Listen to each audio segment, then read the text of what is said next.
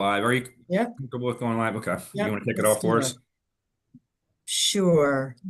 Let me see. Gotta change my view here. Are we live, Charlie? Yep. Great. All right. Good morning, everyone. Thanks so much for joining us. We have a lot of bills to get through today. But Delegate Grice, did you want to start with who would you like to start with? Let me rephrase. Well, I'd suggest that we start where we left off on Tuesday Okay. with Delmarva Chicken Association in Grayson. We have three bills: House Bill 1395, House Bill 958, and House Bill 674. So, Okay. Grayson, do you want to talk about? Well, the one has to do with equipment warranties, House Bill 1395. Yes, this one's pretty straightforward. It's just, they have to, if a customer provides a notice of a written defect, I believe to the manufacturer, they have an obligation to receive a refund or at least have the company make good effort to repair the equipment, as I understand it. Tyler, you're more involved, I think, with that legislation, maybe. Yeah, that is lemon law legislation for ag equipment, which currently does not exist. So it would follow lemon laws in other states. I don't remember exactly what state it was cloned after, but it is lemon law.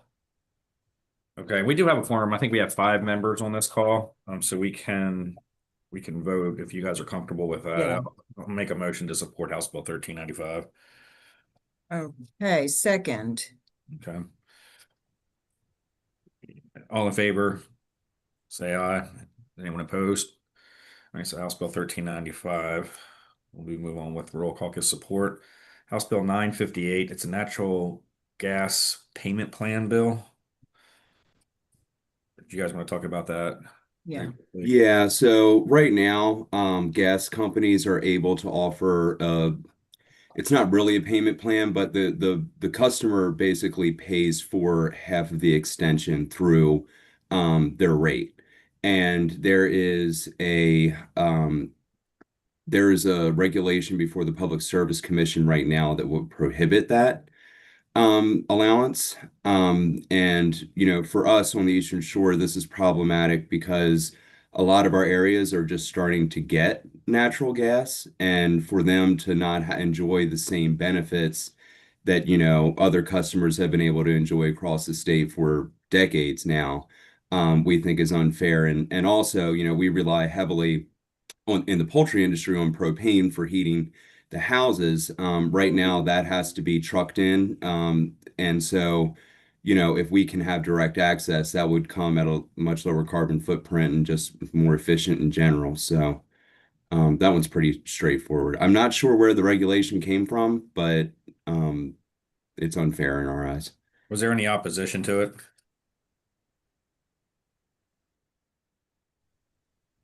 Great, Grayson, was there any opposition to this bill? Oh, I'm sorry. The bill hearing is Friday. Oh, okay. All right. All right. And you guys don't have access to a written testimony. Yeah, I don't think I have access to that either. All No. right. Is that something that you guys want to support? Is it in ENT? Yes. Yes. Okay. Let's hold this to see if there's Do any we opposition. hold it and we can see, right? I can get the opposition testimony and see where we are. Perfect. Delegate Sample Hughes? Thank you.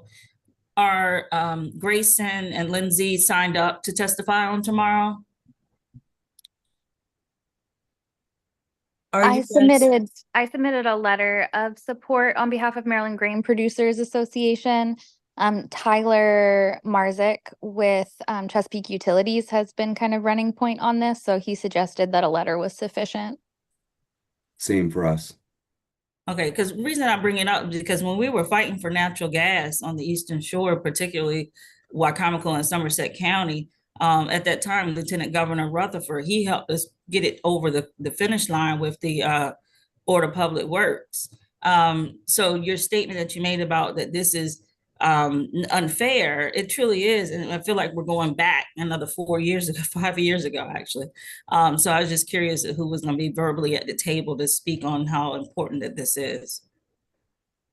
Well, like Lindsay said, I'm kind of in the same position as her. Tyler Myjak with Chesapeake approached me about this, and I just basically asked him what he wanted from us. He said written would be sufficient.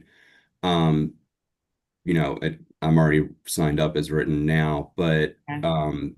I do think that it's a really good case to make that this is I don't want to say anti-rural, but it's certainly unfair to rural stakeholders because they're the ones who are just now getting access to this, and they'll have to pay for their full extension instead of be able to have a payment plan. Do you know Okay. who the bill's sponsor is? Buckle is the prime. Okay. So I don't know if it'll help if we had a letter for the hearing or not. I was just going to suggest, Sherry, if you have a minute or two, maybe I can catch you after the floor or something, and you could just give me some talking points and I Mhm. can ask some questions. Okay. Okay. That sounds good. Thank you. Okay, House Bill 674, it's Public Service Commission cost benefit analysis. This one is pretty straightforward. It's just asking the Public Service Commission to study all the costs and benefits in aggregate of all sources of electricity. This is not something that's particular to the poultry or farming industry, but certainly something we support. I'm guessing we've seen a lot of studies come through of this. Everything okay? Of this nature. And I am pretty sure they're going to get condensed and rolled into a smaller number of studies. But I certainly think I would imagine that everybody in the state supports a good hard look at exactly what our energy situation is in general. And between the House and Senate, it's a very bipartisan bill. Mm-hmm. Okay. Can I ask you guys a question? I mean, you guys have been lobbying for a while, and this is my 12th session too. I think from a caucus perspective, we want to be careful not to throw too many support letters out there because then eventually it waters it down and they don't mean as much. And would this be one of those times when it may not be, the juice may not be worth the squeeze? I mean, I think we should probably sort of save our powder for bills that are most meaningful to us. I don't know what you guys' thoughts are on that. I was actually going to have that sort of conversation offline with you, delegates. So yeah, I think that this is not particular to rural issues. So And as I in my say, humble opinion, I'm pretty sure that all of these study bills are going to get consolidated in some way, shape, or form. At least I hope that's the case. But the natural gas bill, from your perspective, is important enough where we should probably take a position on that. It seems to me, Delegate Sample Hughes, seems to be an important topic for you. Yeah, absolutely. Because I remember then, Montgomery County, was fighting for us not to have that option for the natural gas. And we stated so many times what the needs were is not just on the surface of a home. You got the farming, you have the hospitals, their generators operate off of natural gas. These are the type of things that we our just way of living. And so I think it's important as we're fighting for it. So maybe we should move on that one. Delegate Ziegler, I'm thinking, I think we kind of talked ourselves into that maybe. I think we did too. I think Okay, we did too. I'll make a motion to support House Bill 958. I'll second. All in favor, say aye. Aye. Okay. Anyone opposed? So House Bill 958 will be added to the list for support. Delegate Sample Hughes, can I just ask you, when did Wicomico County get natural gas? So parts of Wicomico County had gas. The other half, which is towards like the southern part of Wycomico, leading on the way into Somerset County, that was 4 years ago. And let me get the exact dates for you, but I know who can give me the exact dates is the lobbyist for Chesapeake Gas. Okay. But again, like I said, Lieutenant Governor Rutherford, if he had not been at that table today, the Board of Public Works, we would not have been able to push forward on that project. So, but Somerset County is saving money as a result of now having that as an option. So just wanted to put that on the table, but I'll have the exact data for you. Thanks so much. You're Okay. welcome. I've got natural gas lines by one of my facilities that they just ran. Chesapeake Utilities just ran it last summer, and I haven't even been hooked up yet. Oh, wow. Okay. Okay. So Yeah, they that's just awesome. ran the line into the industrial park last July, and they're in the process of hooking people up now. So it's brand new. Mm-hmm. Yes, sir. UMES and ECI, Eastern Correctional Institution, have had natural gas for 3 years, I think. But the individual businesses are just now getting hooked up.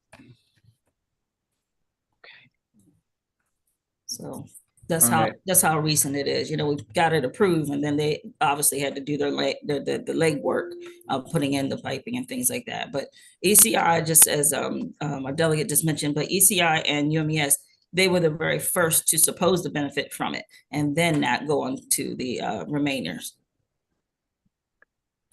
Thank you. All right, so now moving on. Congratulations to everybody on the call for moving. Was it House Bill 395? Was that the CAFO bill? Yes. Yesterday. Yeah. Awesome job, everybody. Yes. That's a big win for rural Maryland. Now that being said, obviously we're not out of the woods. It has to move through both houses. I think it'll definitely move through the Senate. Now that's 3 steps forward. Now, unfortunately, there's a bill that may take us 1 step back. And so, Grayson, do you want to talk about House Bill 1268? Yeah, so House Bill 1268, it's a Cherish Act. It's an environmental justice bill, and this kind of puts us in a tricky position because I don't want it to seem like we're anti-environmental justice. However, the bill does, and I understand that you guys, you don't oppose bills. I just wanted to sort of flag the concern. But the bill and these are conversations that I want to have with the sponsors, and I've already emailed them. But the bill lists CAFO in particular under the general permits as needing certain environmental justice evaluations. My concern is that since the CAFO permit has been expired since July 25, and that the renewal process is still ongoing, that any edits or any substantial edits to the permit would require it to go back to EPA. And in that case, it could extend the renewal process by several months. So I still want to get certain clarifications from the sponsors and from, MDE on how much they think this would substantially affect the permit. But I do have concerns just on the surface because MDE's position in the past has been that you cannot make any changes or add any additional parameters to a general permit because it's already negotiated by MDE and EPA. And so I'm thinking, my thinking is if you're adding substantial, parameters or evaluations, this would have to, again, go back to EPA for, their approval.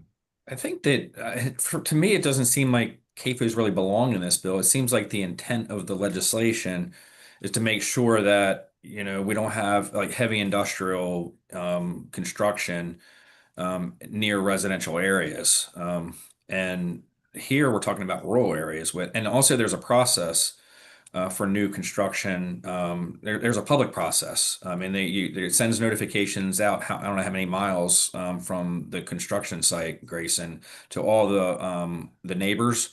And then I think they have a period of time where they can weigh in on that whole process. And oftentimes those comments are taken very seriously, and it's actually held up and canceled certain permits in the past. So there is a process already in place where neighbors can weigh in on these projects.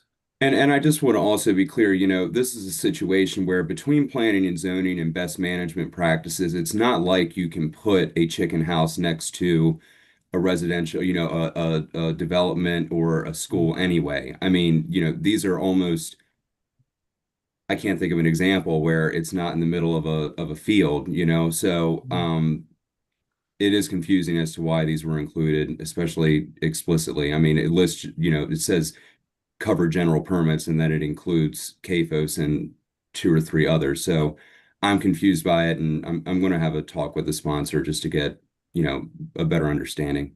Well, not only is there a public process, but there's also setbacks with these chicken houses off of roads, and there's also they also have to they have to plant trees and buffers and all sorts of other things as well. And this is irregardless of where it is, even if there are no neighbors, they still have to do these things anyhow.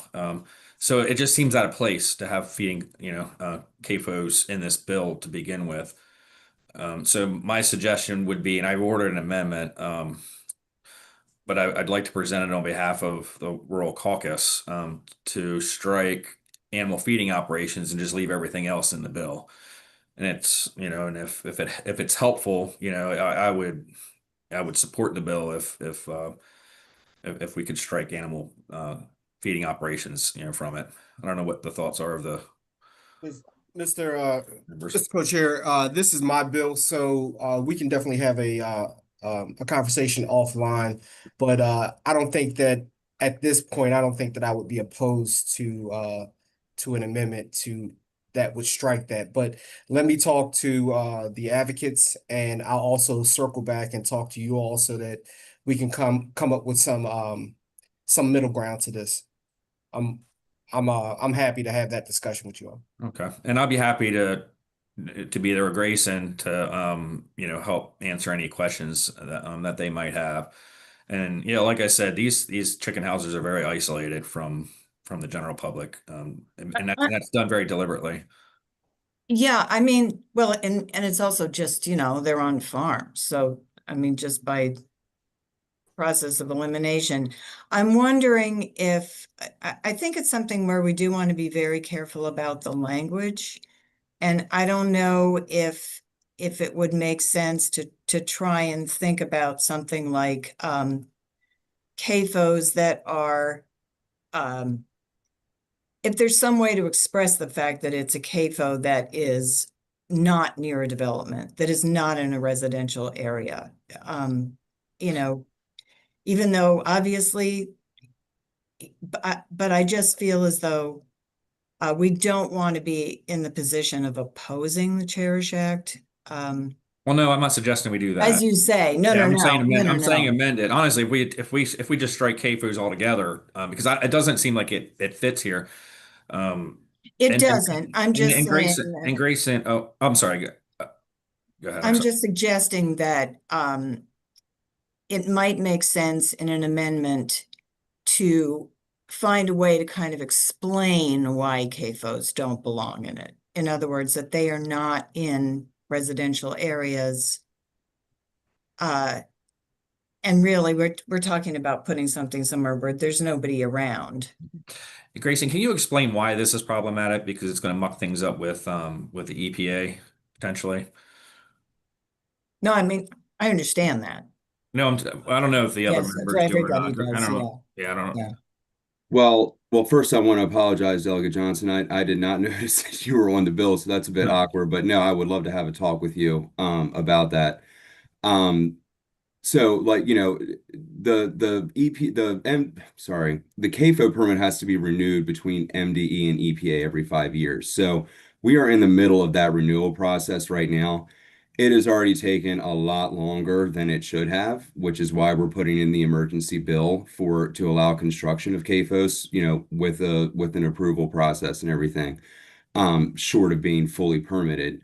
But our thinking is, again, if you have to add additional stipulations to that permit as it's being promulgated, it could trigger that requirement where it has to be sent back to EPA for their review. And to be frank, I don't know, given the federal administration's priorities, if it would be accepted, and if it's, if there's a conflict between MDE and EPA, at that point you're talking about a real pickle, because we have the two agencies fighting each other on what is and what's not included in that. So Okay, thank you. And then I will say that if we can strike CAFOs from that bill, this bill will move much easier out of certainly out of the House. There won't be any resistance to it. I mean, I can't say for certain what certain members of our caucus or Republican caucus would do. I can't speak for them, but I will assure you that the rest of us will move this thing along pretty well. and we'd be open to a lot of different avenues as to how to address this. If we want to look at addressing this in the next permit, that would be probably okay. It's just I'm extremely concerned about how this may affect the timeline of the current renegotiation process. So I will hold off. So I think we should hold off on voting on any amendment now until Delegate Johnson can reach out to the advocates then. So we'll hold off on that. And we also have, this is another amendment, House Bill 1063 is a Sunday hunting bill. I think that a lot of folks and tell us if we're wrong by some of the members of our rural caucus, but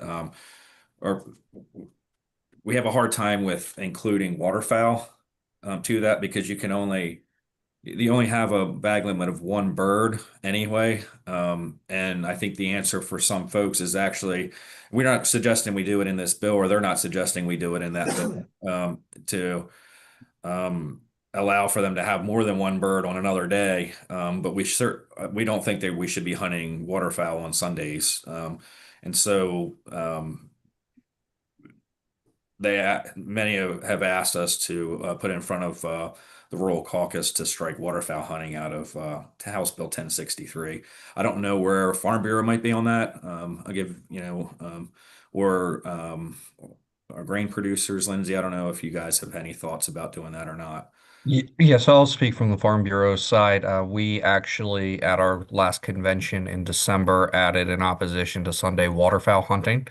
There's a lot of other pieces of the bill that we really like and are are hopeful that it will open up more opportunity for Sunday deer hunting throughout the state. But we are in a support with amendment posture, requesting an amendment to strike the Sunday migratory waterfowl language hunting.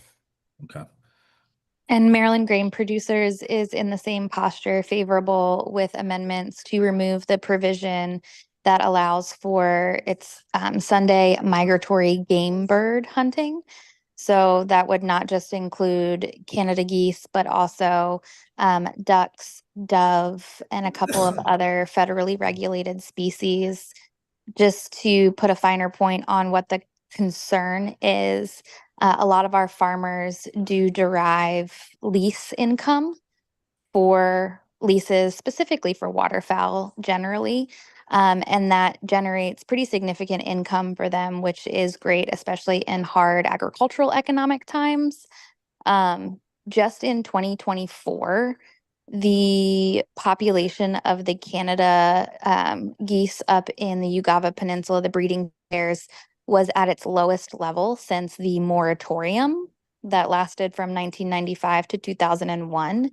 And so the concern is that an additional high pressure hunting day, in conjunction with DNR proposing going to 2 birds for 45 days for next session, could be potentially catastrophic from a conservation perspective. And if we go into another moratorium, that would be a loss of income for many of our farmers.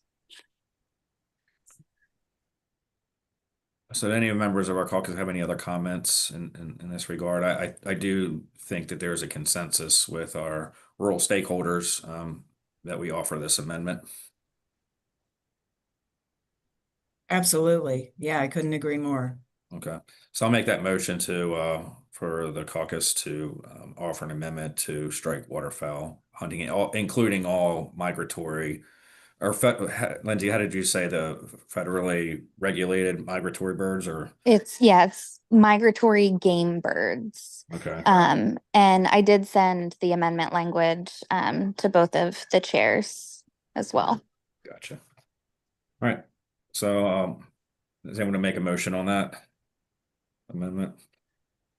I'll move to offer the amendment. Okay, a second. Second. All in favor, say aye. Aye. Anyone opposed? So we will move on with Yeah. that amendment. All right, I very was good. delayed. I was in Okay. favor. Okay, awesome. Good. Thank you, Sure. All right, so let's move on to, did you guys have anything else, any other bills with Grayson or Tyler before we move on to the Rural Maryland Council? That's it for me for now. Okay, I'm pretty sure that's it for me as well between Tuesday and today. excellent. Thank you all very much for having us to talk Yes. about these issues. Oh, Thank you. thank you. Delegate Greist, before we move on, could we also just take up House Bill 535, Delegate Aarons's bill, which would increase the amount of money you can earn as a cottage food industry from 50,000 to 100,000, and still be categorized as a cottage food industry. So it's a value-added opportunity for farmers. And the bill passed, but I was told that this would be a great thing to have in our list of things that we support. So I just wanted to throw that out and see if we would be willing to support Delegate Aarons's bill. Delegate Greist is a co-sponsor, and it seemed to me like one of those nice expanding opportunities for diversification for farmers. Delegate Ziegler, that's Delegate Ernst, that's the sponsor of the bill. He is, yes. It's a sponsor problem. Well, I hear you. Ah, No, the speaker's office asked us to do this, so I think it would be it would be think we might wise as of well do us it. to move forward because obviously there are bills and amendments that we're going to ask the speaker to help us with. So if she's asking for help on these, and I think it's more of a messaging thing for her is that she wants to show that our caucus is we have good bills that we're supporting, Right. and it's bipartisan. So And to make a nice package. And I do like this bill a lot.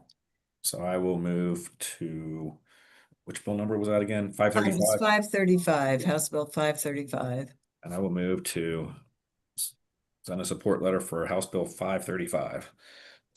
I'll second. All in favor? Aye. Anyone opposed? Excellent. All right, so we have Charlotte on the call. Charlotte, I have a list of bills that you had sent to us, and a few of them I didn't necessarily see a strong nexus. I think they were mostly statewide bills, but I want to give you the opportunity. Certainly, obviously, you are along with Lindsay, Tyler, and Grayson, are one of our most important stakeholders for our caucus. So I was curious as to which bills that are most important to the Rural Maryland Council. I mean, I think you've gotten a majority of them. I would have echoed House Bill 535 that you just took up. That was definitely, but it had already been moving. Sure. So that one's important. I think you already took up 272, which is the on-farm food service facility licenses. That's from the Department of Health. That's coming out of the Governor's Intergovernmental Commission on Agriculture. Okay. You've already supported our bill, which we appreciate, House Bill 461 related to rural readiness.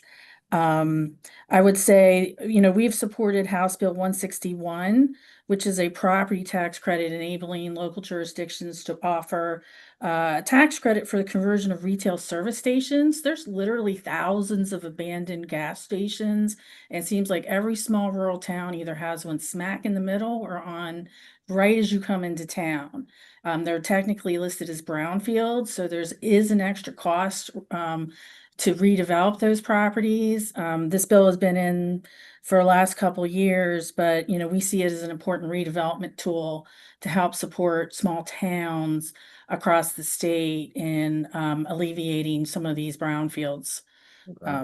So I think the fiscal note said that there were 2,300 of these properties across the state.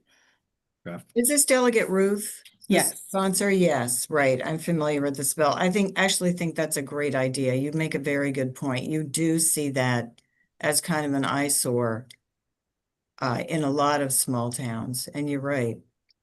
2,300, wow. And they don't necessarily have to continue, a gas station operation, right? It just converts. No, the only restriction is they can't be a dollar store, Dollar Tree, Dollar General. Oh, is that right? Yeah, but any other use. Oh, that stinks. I do almost all my shopping at those. You can offer an amendment, Delegate. No, that's okay. We're offering enough of Your them. town. Talking about picking and choosing your battles, I think that our caucus should really be careful on which amendments that we're 100%. Okay, so House Bill 161. Are we ready to move on that one, or do you get anybody more time with that? Okay, so I'm ready to move. Okay, is there a motion then? I so moved that we support House Bill 161. Second. All in favor, say aye. Aye. Aye. Anyone opposed? All right, so House Bill 161 moves on with our support.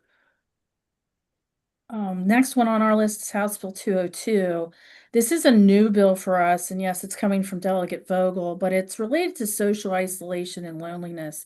It's creating a pilot program in the Department of Health. They're asking for $100,000, and it does prioritize rural projects in this bill. We see a lot, rural is older, sicker, and poorer. So we do see a lot of isolated rural seniors that could possibly benefit from such outreach. We have supported in our grant programs some limited programming related to that with success. So we thought this would be a value add for rural health and that approach through the Department of Health. Can you give me the number again? I'm sorry. House Bill 202. 202. Okay, thank you. We just put in written support. Given the fiscal climate of the state, we're seeing some programs eliminated in the Department of Agriculture. So we don't want to, but it is an important issue to highlight, and it does prioritize rural in the bill.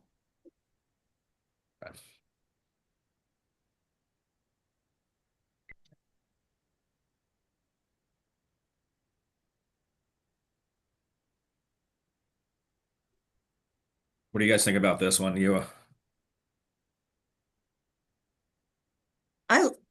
about we get through the list? How about we get through the list? Okay. And then I just want to, again, I want to be careful about supporting too many bills too, because then yes, it sort of waters down our effort here. Yeah. Next one you did the CAFA bill. I wasn't sure if you already supported House Bill 460. This is MACO's priority preservation and solar siting. Yeah, we voted on that one. Okay. And then House Bill 533, this is related to the Mel Nolan Woodland Incentive and Fellowship Fund. This is a program in DNR. The bill is actually just calling for a report. DNR was audited and found that some of the funding so ag transfer tax funding supports this incentive fund. We strongly support retaining our forests. We are seeing forest loss throughout the state. We support the idea that we want a healthy forest through markets, a market-based approach. And Mel Nolan has done that. We have supported this program again with our grant program by hiring a fellow, providing support for a fellow that goes to promote careers in forestry. So this is simply a reporting requirement. The Senate bill has already moved. So Delegate Stein sponsored this bill in the House. All right, we'll move back to that one. I think that's something that I would certainly, that has a very strong tie to rural areas. Next one is House Bill, we supported Delegate Aaron's bill, 535. House Bill 542, and this is the Earned Income Tax Credit. We've always supported, tax relief for families and reward for working. And this is a tool that doesn't cost a lot of administrative overhead, and directly provides relief to families. However, I would note that this one has a significant fiscal note. In a year, we probably can't afford it. It's over $100 million. So while we support it, I don't know that this rises to the level, but I throw it out there for you all. My concern is that it's not just, it supports working families everywhere. I have asked the comptroller and not really gotten a very thorough answer why we can't send people who are entitled to an earned income tax credit, why we can't just send them a check.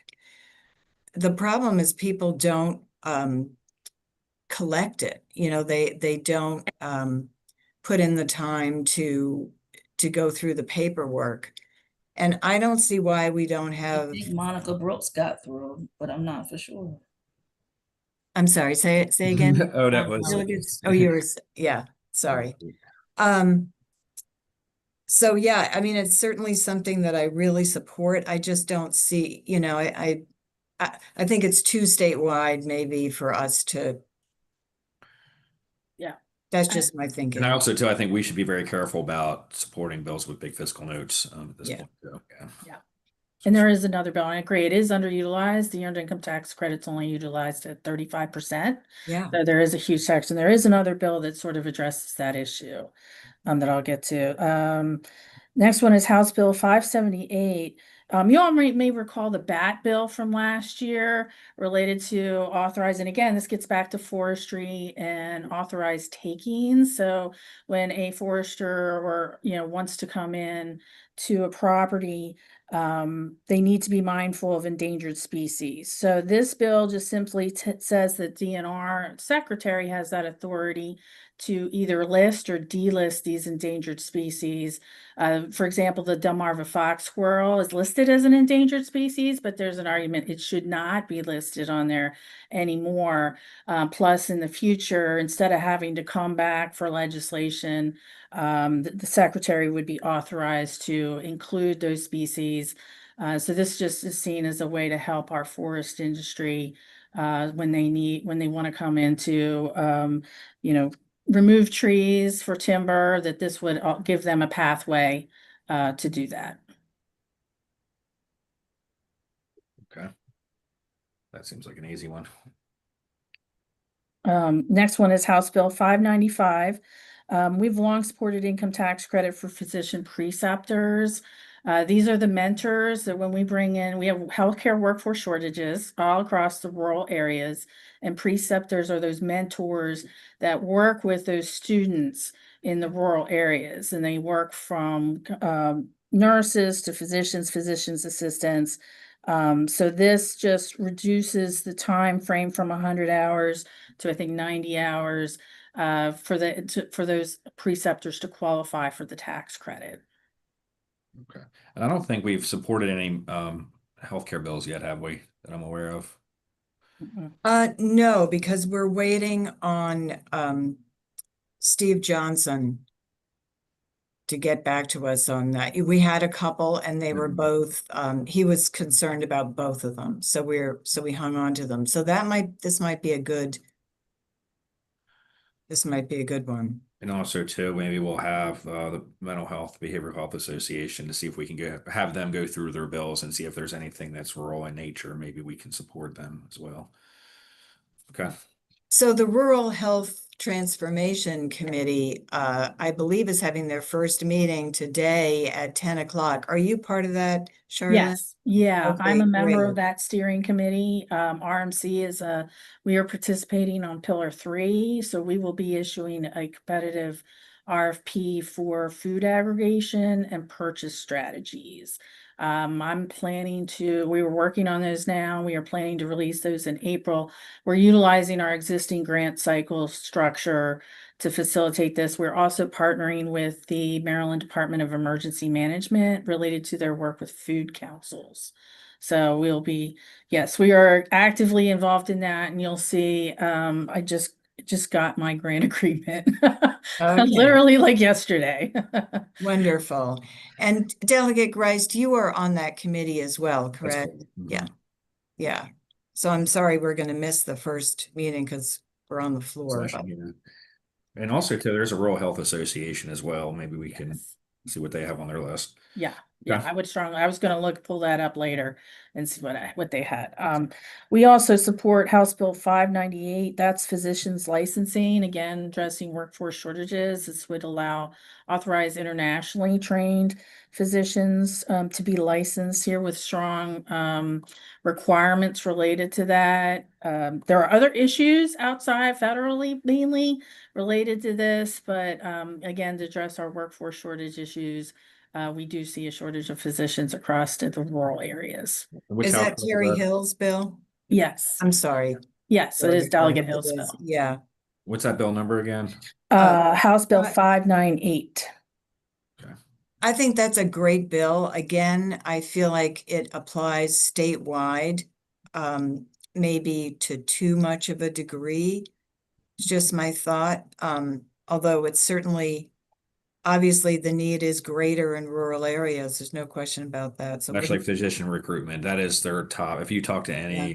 any of these hospitals or any of the providers in rural parts of Maryland, they'll tell you that physician recruitment is their biggest challenge. terrible, right? So I mean, I'm not opposed to supporting it. I think it's a great bill. Yeah, and so 595 and 598 are both Yeah. recruitment bills. Okay, Okay. so I have a yes on each one of those. So So that'll be Thursday. That will be Thursday, yes. Okay. Delegate Baker, you're on or you're off mute. Okay, so what do you have next? We have House Bill 609, which you've already supported. I just wanted to mention that this is the payback funding for ag land preservation. I'll be testifying in support of this next week. The main thing is that payback doesn't need to be done this year, and you also don't need to do it all at once. Previous payback provisions have occurred over several years, so it could be broken up, and it doesn't necessarily need. Now, there is a provision in the bill that says that, yeah, you would undo the cut. However, from the advocate's viewpoint, just getting the 100 million restored at a future date is more of our goal than the immediacy of it. Okay. Next one is House Bill 676.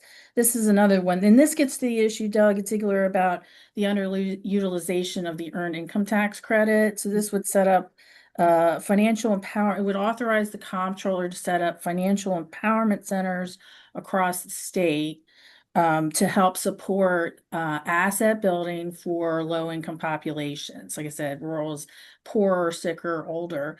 And this is a way to get to that issue related to the underutilization of the earned income tax credit. It's a new one for us, so we don't have to, and it's sponsored by Delegate Spiegel. It's more statewide than necessarily. Anybody have thoughts about that?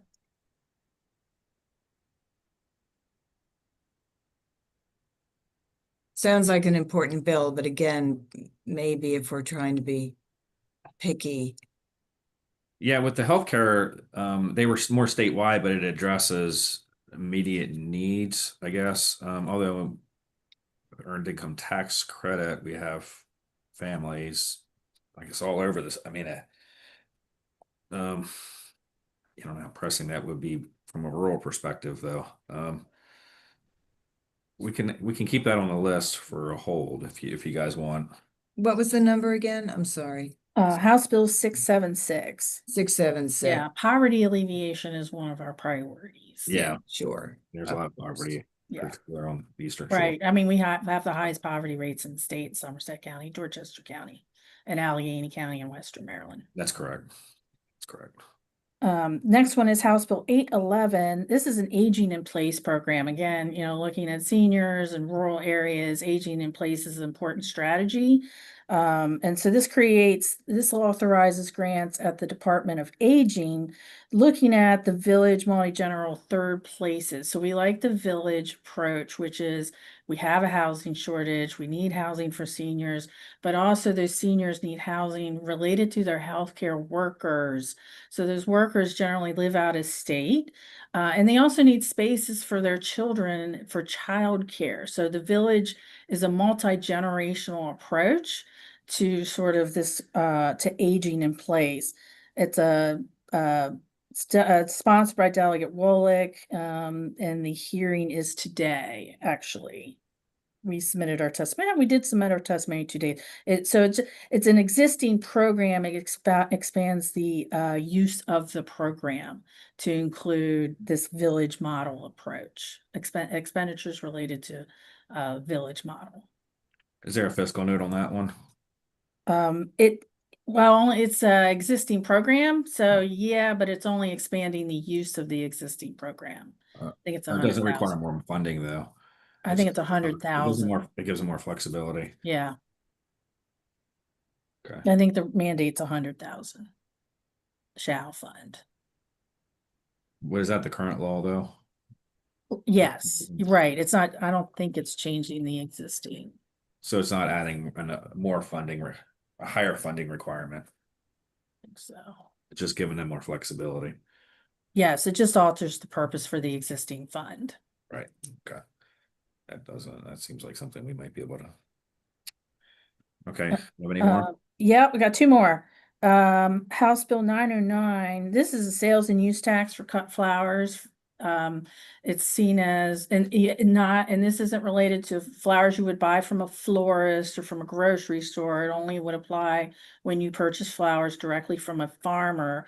There's an administrative burden, right? Because sales and use tax is already exempt from agricultural products you buy direct from a farmer. So this would help those farmers that are selling also cut flowers. They would not have to collect that sales and use tax. Plus, we see it as an incentive to help farmers diversify their operations, and cut flowers is definitely something we see a lot of growth in. Yeah. All right, Douglas, did you want to go back and go through these, or because I put some, I don't know if anybody else does, a matter of exercise, put yes or holds or Yes, I have quite a few yeses on here, so. I do want to check and make sure that we're on the same page here so we can do the letters. I have as yeses, definite yeses, 1395, 958, 535, and 161. Okay. And then Start I with the- have a number of holds. Okay, what is that first one as a definite yes? 1395, that was, 1395, I don't see. and I also have Well, 10. we already supported 1395. Okay, Today. okay. Mhm. Yeah. 1063 as favorable with amendments. 1063. That's the hunting bill. Oh yeah. We voted on that. Oh, did we vote? We voted to support that last week, and we voted on the With an amendment. Yeah, Well, we voted on the amendment today. today, right. Yeah. Mhm. Okay. So what do we have next? So those are the only definite passes that I have. The others I thought were holds. Well, I'm talking about for rural council. For rural council. I'm sorry. Go ahead, Charlotte. Yeah, we Well, have I had as 161. That's the gas stations. Yeah, the gas station bill. Did we vote on that one? I thought we Yeah, voted. we did. We yes did vote on that, that. yeah. Okay. And I have a hold as, for me, a hold would be House Bill 202. I have a yes on House Bill 533. Which one was that, Charlotte? That's the Mel Nolan Woodland Incentives Fund. Right. Is everyone okay with that one? Anyone opposed to it? Yeah, I am fine Okay. with that. Oh, all right. So there's the bill. There's the bill. We can revisit this on Tuesday. I think we're making a lot of progress here, though. Mhm. And I'm also going to ask our caucus on House Bill 239 for an amendment on that one for Tuesday, potentially. That's the Starter and Silver Homes Act. I think I'd mentioned that on the onset here to exempt the counties, and then it'll be that have a population of fewer than 100,000, and then also the municipalities within those counties. And the reason why I suggest doing that is that with the smaller jurisdictions, you don't have neighborhoods that sort of blend into each other like you do in, certain parts of like Montgomery or even Howard or Anne Arundel, where there is a distinct difference in the smaller counties between each one of the towns, and that's what gives them their identity. And I think that's something that we should preserve and allow those local people to maintain their zoning. And I think it would be inappropriate for the state to preempt that local control. And we're not talking about building a whole lot of houses in these places too, because most of these places don't even have water, wastewater. So, and then when they do, they don't have a lot of EDUs available because of the limits that MDs put on them. I just if you all can just give that some thought over the weekend, and we'll revisit that conversation on Tuesday. That in the Cherish Act is the other one. Oh, that the Cherish Act, that's Would correct. like to add an And amendment. Delegate Johnson, Delegate Johnson. Again, if you guys need Yes. any help with that, I think Grayson, I don't want to speak for him, but I'm pretty sure he'll be a huge asset for you, and I'll be more than happy to answer any questions or join you when you speak with the advocates. Would be happy to help. Thank you very much. I appreciate it. Yep, take care. Everyone have a good day.